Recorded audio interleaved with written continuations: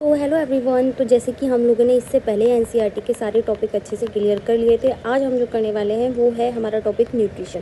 तो चलो स्टार्ट करते हैं। व्हेन वी वॉक और ride a bicycle and we are using up energy. तो बेसिकली हम कह रहे हैं कि जब भी हम वॉक करते हैं या हम कोई बाइसिकल चलाते हैं तब हमें किस चीज़ की ज़रूरत होती है, तब हमें एनर्जी की नीड होती है।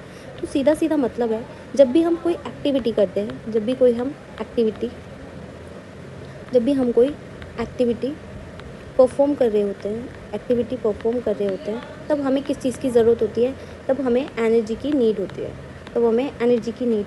Even we are not doing anything particular या फिर एनी एपरेंट एक्टिविटी, यानी कि अगर हम कुछ नहीं भी कर रहे हैं, अगर हम रेस्टिंग पोजीशन में भी हैं, तब भी हमें एनर्जी की क्या होती है, एनर्जी की नीड होगी। नेक्स्ट क्या है, energy is needed to maintain a state of order in our body. तो बेसिकली हम कह सकते हैं कि हमें एक्टिव रहने के लिए भी किस चीज़ की ज़रूरत होती है, एनर्जी की ज़रूरत होती है।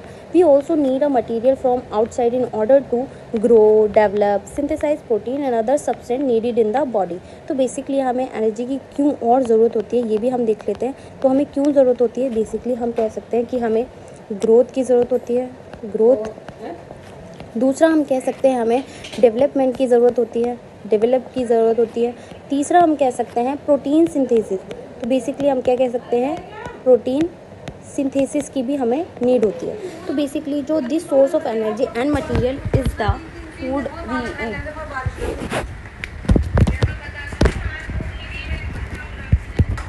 तो इतना हम लोग अच्छे से समझ गए, ठीक है। How do living thing get their food. तो बेसिकली अब हमारा क्वेश्चन है कि कोई भी जो लिविंग थिंग्स होती है वो किस तरीके से अपना फूड गेट करते हैं या फिर किस तरीके से वो फूड अपना अपटेक करते हैं, ठीक है। तो the general requirement of energy and material is common in all organism. Basically जो भी जनरल रिक्वायरमेंट होती है, यानी कि जैसे कि एनर्जी की चाहिए, जैसे जो जनरल रिक्वायरमेंट है फॉर एनर्जी, तो एनर्जी के लिए जो भी जनरल रिक्वायरमेंट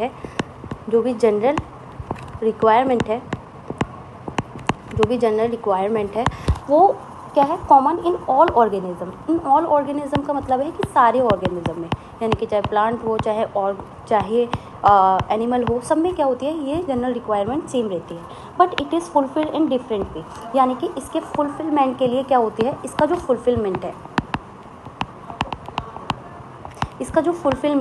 इसके दो डिफरेंट तरीके होते हैं, जैसे कि हम लोगों को पता ही है, ठीक है। Some organism use simple food material obtained from inorganic source in the form of carbon dioxide and water. यानी कि कुछ ऑर्गेनिज्म क्या करते हैं, इनऑर्गेनिक सोर्स लेते हैं, जैसे कि क्या करते हैं, इनऑर्गेनिक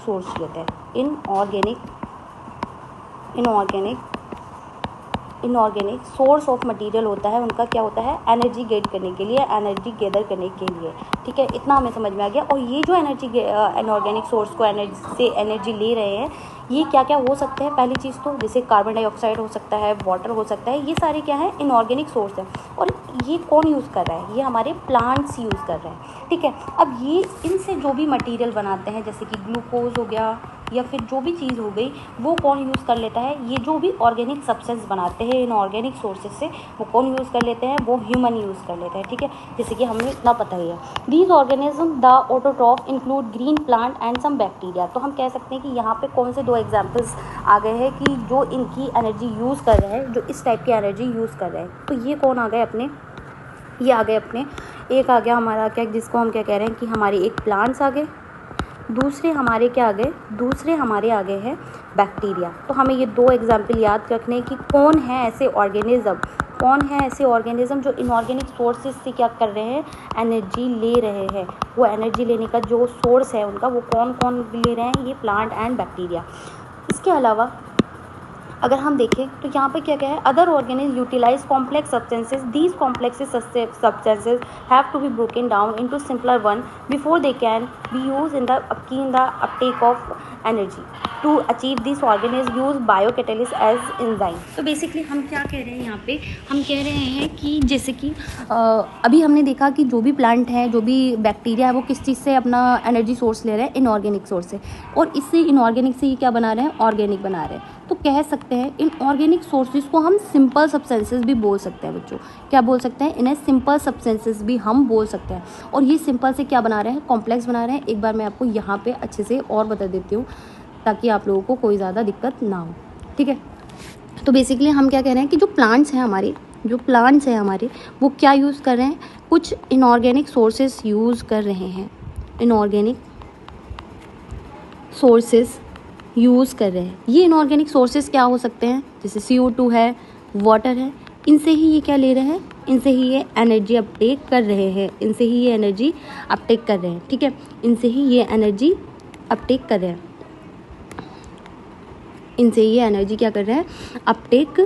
रहे हैं, ठीक है। इसके बाद हम कह रहे हैं कि ये जो एनर्जी अपटेक कर रहे हैं, इससे जो भी ऑर्गेनिक सब्सटेंस बना रहे हैं, जो भी ऑर्गेनिक सब्सटेंस है वो क्या हो सकता है?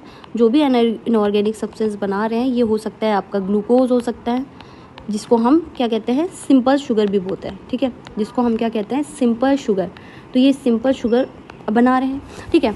अब इसके बाद हम कह रहे हैं कि जैसे कि इन्होंने सिंपल शुगर बना लिया, तो कुछ अलग ऑर्गेनिज्म भी होते हैं जो क्या करते हैं?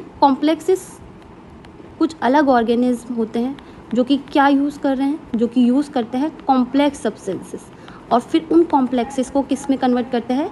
सिंपल में कन्वर्ट करते हैं। तो बेसिकली हम कह सकते हैं कि प्लांट जो होते हैं कुछ सिंपल से क्या करते हैं? कुछ सिंपल सब्सटेंसेस से क्या बनाते हैं? कुछ कॉम्प्लेक्सेस सब्सटेंस बनाते हैं, ठीक है। I think is that clear. तो बेसिकली हम कह रहे हैं कि प्लांट क्या करते हैं? सिंपल से कॉम्प्लेक्स बनाते हैं या फिर इनऑर्गेनिक सोर्सेस अपटेक करके ऑर्गेनिक सोर्स बनाते हैं। और यही ऑर्गेनिक सोर्सेस कौन ले लेते हैं? कुछ एनिमल्स होते हैं, यानी कि ह्यूमन बीइंग हम कह सकते हैं या एनिमल्स कह सकते हैं। तो एनिमल अपटेक कर लेते हैं और यही कॉम्प्लेक्स सब्सटेंसेस को, इन्हीं कॉम्प्लेक्स सब्सटेंसेस को ये किस में कन्वर्ट कर देते हैं? दोबारा से सिंपल में कन्वर्ट कर देते हैं। तो यही हमारी NCERT यहाँ पर कहना भी चाह रही है। I think is that resolve. इसके बाद हम आगे चलते हैं और ठीक है। एंड जैसे कि यहाँ पर भी एक यूज़ किया गया कि ये जो कॉम्प्लेक्स सब्सटेंसेस है, जहाँ पे हम ये बात कर रहे थे कि जहाँ पे हम बोल रहे थे कि ये जो कॉम्प्लेक्स सब्सटेंसेस है और जो सिंपल में कन्वर्ट होते हैं, तो एक एंजाइम होते हैं, ये इन एंजाइम की ही हेल्प से ये सारी चीज़ें कर पाते हैं। तो एंजाइम क्या होते हैं बेसिकली देख लेते हैं एक बार। एंजाइम क्या होते हैं? Enzyme is a biocatalyst. इनको बायोकैटेलिस्ट क्यों कहते हैं? क्योंकि ये क्या कर देते हैं? किसी भी रिएक्शन की रेट को इंक्रीज कर देते हैं। Increase the rate of reactions. तो रिएक्शंस की जो रेट है उसको क्या कर देते हैं? ये इंक्रीज कर देते हैं। इसकी बस इतनी ही इन्फॉर्मेशन है। अगर कोई चीज़ मान लीजिए 3 मिनट में होने वाली है, 3 मिनट में ये रिएक्शंस होने वाली है, तो इसको क्या कर देगा? कुछ 50 सेकेंड में करा देगा। तो बेसिकली ये क्या करता है? रिएक्शन की रेट को इंक्रीज कर देता है, और यहाँ पे ही एंजाइम क्या होते हैं? यूज़ हो जाते हैं, ठीक है। आई होप ये क्लियर हो गया है। इसके बाद हम नेक्स्ट टॉपिक पे आ जाते हैं। नेक्स्ट टॉपिक क्या है आपका? Autotrophic nutrition. तो बेसिकली ऑटोट्रॉफिक न्यूट्रिशन क्या होते हैं? द प्लांट या द ऑर्गेनिज्म आर यूज ठीक है, देख लेते हैं एक बार। Carbon energy requirement of the autotrophic organism are fulfilled by the photosynthesis. It is the process by which autotrophs take in substance from the outside and convert them into stored form of energy. तो basically autotrophic क्या होते हैं? सबसे पहले हम first of all auto का मतलब देख लेते हैं कि ऑटो मीन्स क्या होता है। ऑटो मीन्स होता है सेल्फ, ठीक है। और ट्रॉफिक मीन्स क्या होता है? ट्रॉफिक मीन्स होता है फूड या फीड, ठीक है। तो ऐसे ऑर्गेनिज्म, दोज ऑर्गेनिज्म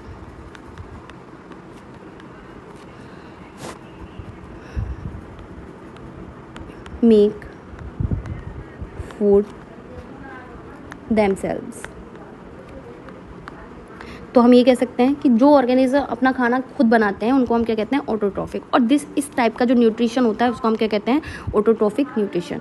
और those organism is perform this type of nutrition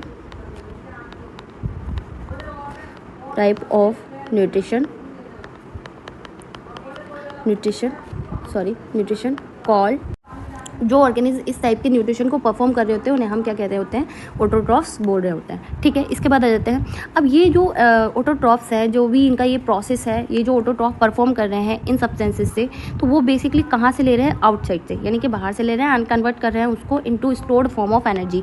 तो बेसिकली इनकी स्टोर्ड फॉर्म ऑफ एनर्जी क्या है, ग्लूकोज है, जैसे कि मैंने आपको पीछे बता भी दिया। This material is taken in the form of carbon dioxide and water, ये हम ऑलरेडी पढ़ चुके हैं, and converted into the carbohydrate in the presence of sunlight. यानी कि ये क्या कह रहे हैं कि जो भी कार्बन डाइऑक्साइड और वाटर यूज़ करते हैं उससे क्या बनाते हैं, कार्बोहाइड्रेट बनाते हैं, जैसे कि मैंने आप लोगों को बताया कि ग्लूकोज या सिंपल शुगर, उसी की बात हो रही है। In the presence of sunlight and chlorophyll के फॉर्म में ये प्रेजेंस में ये बनाते हैं। Carbohydrate are utilise for providing energy in the plant, तो ये इसको एनर्जी प्रोवाइड करते हैं। And we also study how this take place in next section. The carbohydrate which are not use immediately are stored in form of the starch. तो हमें ये बात बहुत अच्छे से याद रखनी है कि जो कार्बोहाइड्रेट होता है which are not use immediately, यानी कि एकदम से यूज़ नहीं होता, are stored in the form of starch की फॉर्म में इसको क्या करके रखते हैं, स्टोर करके रखते हैं। Which serve as the internal energy reserve to be use as when required by the plant. और कब यूज़ हो गई, ये इसकी क्या है, एक स्टोर्ड फॉर्म है, स्टोर्ड फॉर्म है, ये याद रखना है सभी लोगों को। स्टार्च क्या होती है, इसकी स्टोर, ठीक है, स्टार्च क्या होती है, स्टोर्ड फॉर्म होती है।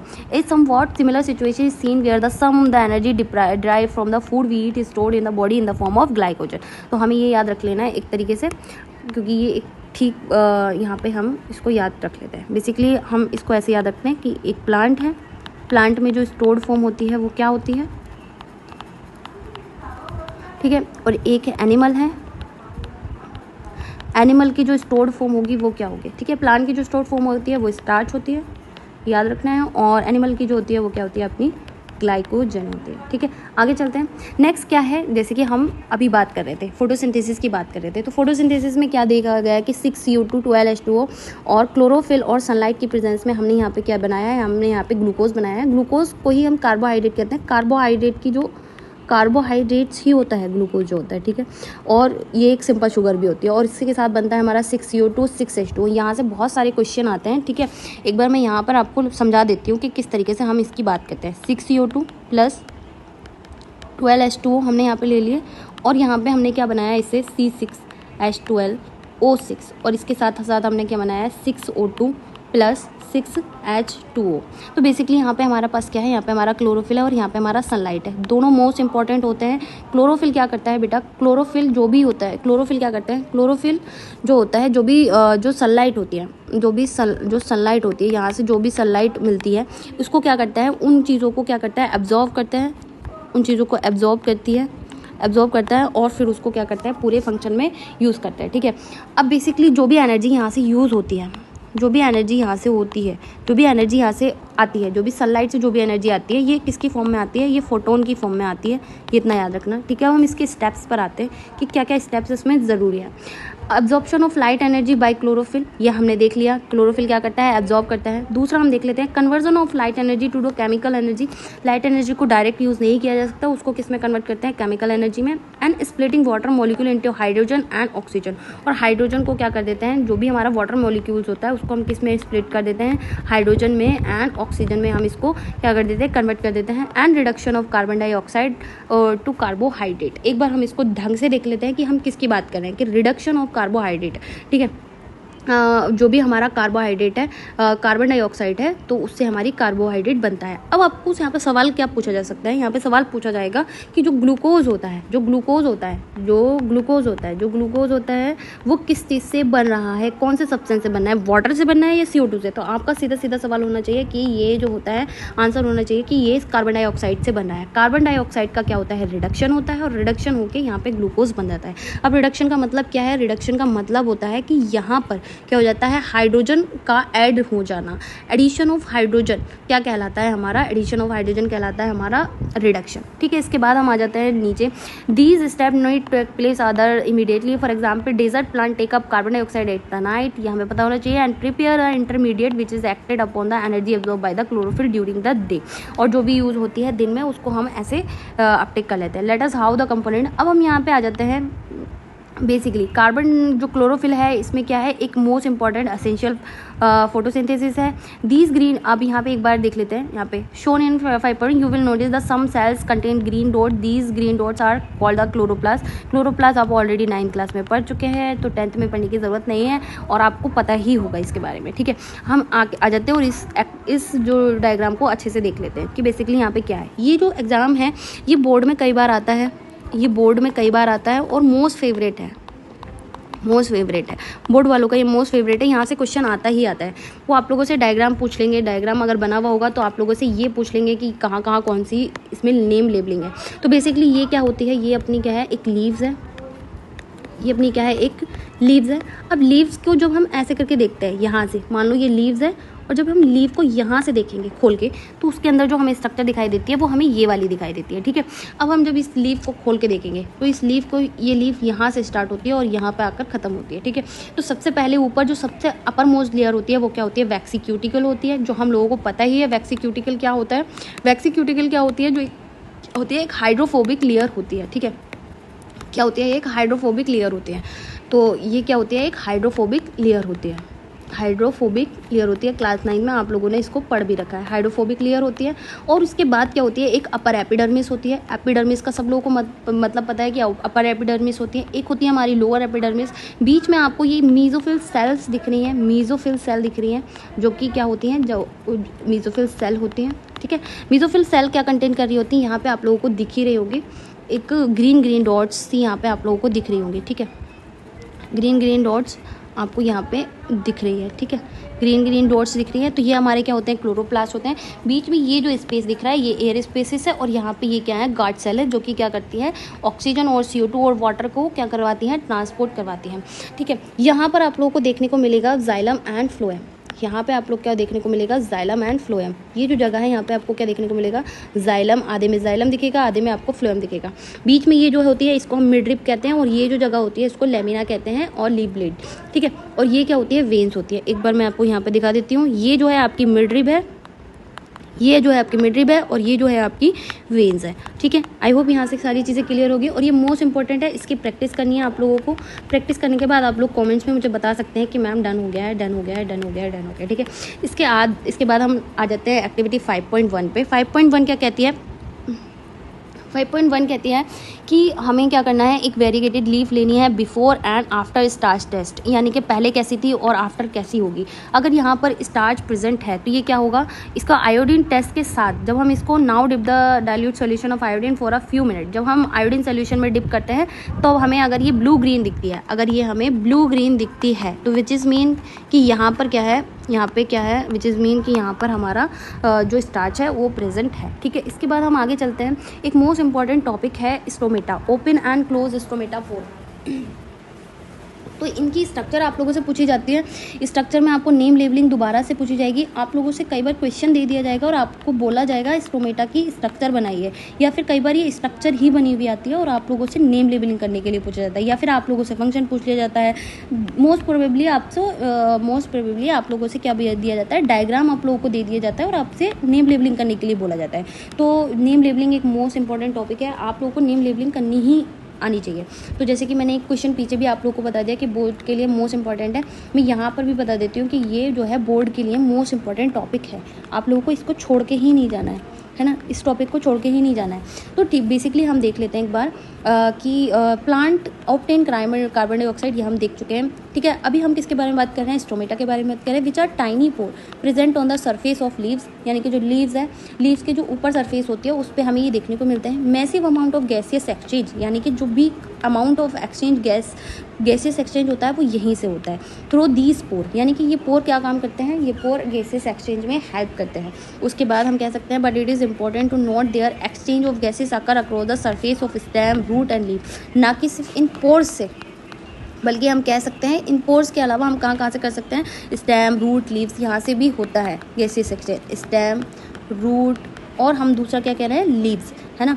तो कई बार आप लोगों से पूछ लिया जाता है कि क्या सिर्फ पोर से ही होता है गैसियस एक्सचेंज, नहीं, स्टेम से भी होता है, रूट से भी होता है, लीव से भी होता है। तो ये बिल्कुल नहीं भूलना है।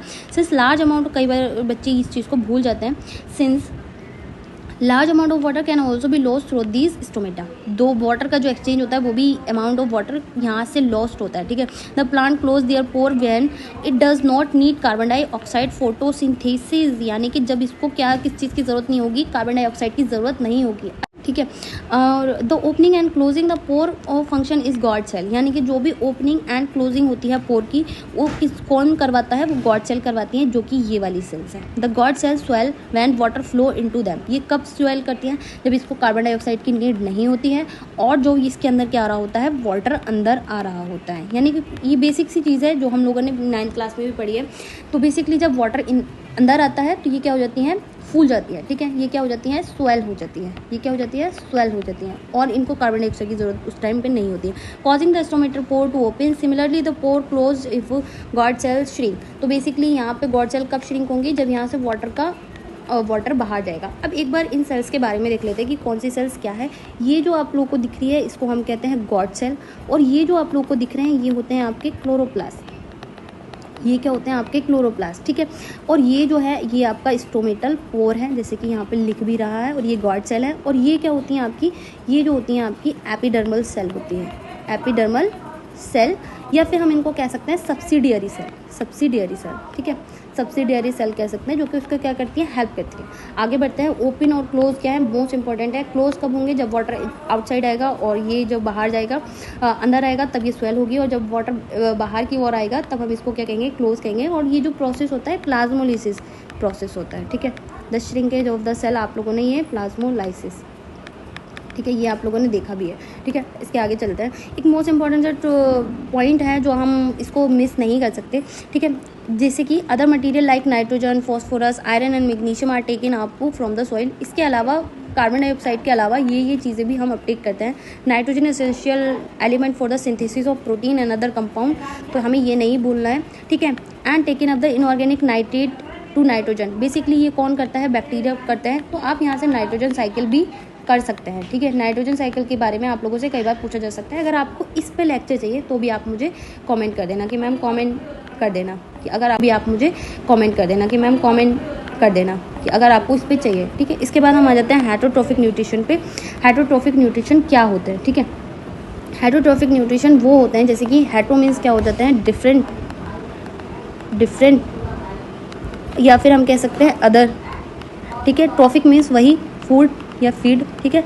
तो those organism are taking food different sources, उनको हम क्या कहेंगे, जो दोज ऑर्गेनिज्म